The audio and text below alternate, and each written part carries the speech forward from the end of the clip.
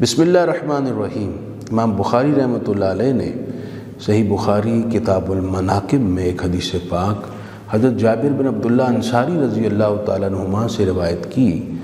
وہ فرماتے ہیں رسول پاک صلی اللہ علیہ وسلم جمعے والے دن ایک کھجور کی شاخ سے ٹیک لگا کر خطبہ ارشاد فرماتے۔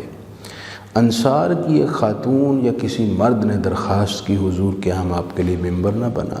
فرمایا بنا دو۔ انہوں نے ممبر بنا کر پیش کر دیا۔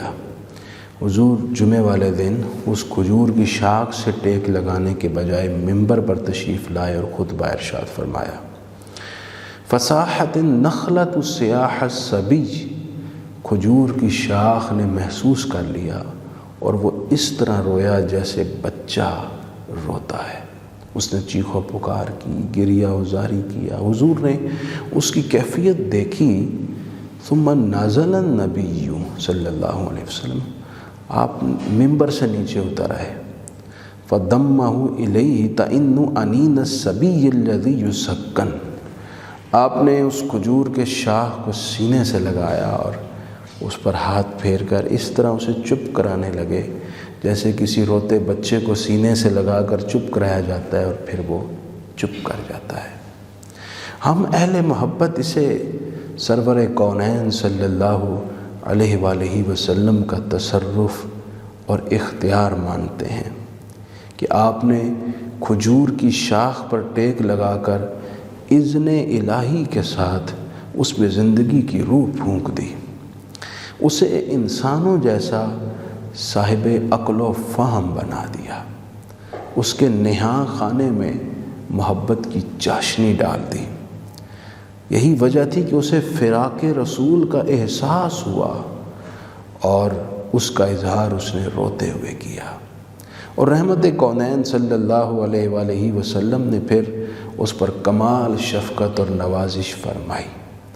مولانا روم یوں کہتے ہیں کہ استن حنانہ از ہجر رسول بانگ می زد ہم چوں ارباب عقول، کہ رحمت کونین صلی اللہ علیہ وآلہ وسلم کے قرب اور آپ کے ساتھ مس ہونے کی بنا پر استن حنانہ کے اندر اہل عقل کی طرح فہم، عقل اور ادراک پیدا ہو گیا۔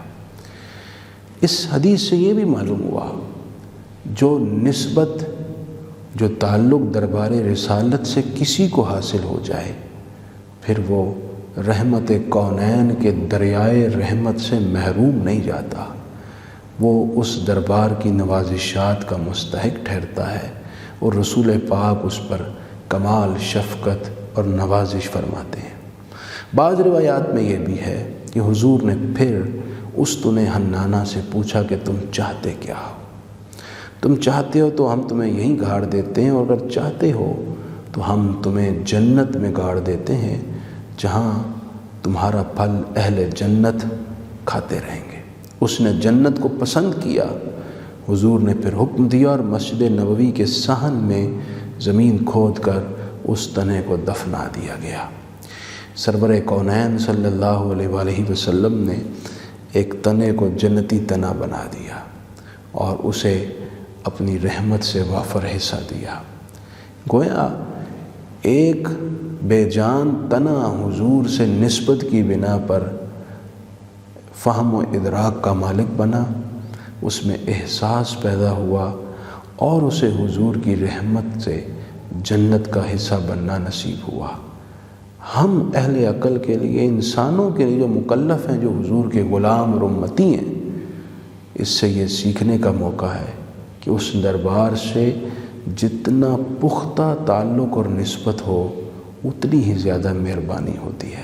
اللہ ہمیں بھی نصیب فرمائے۔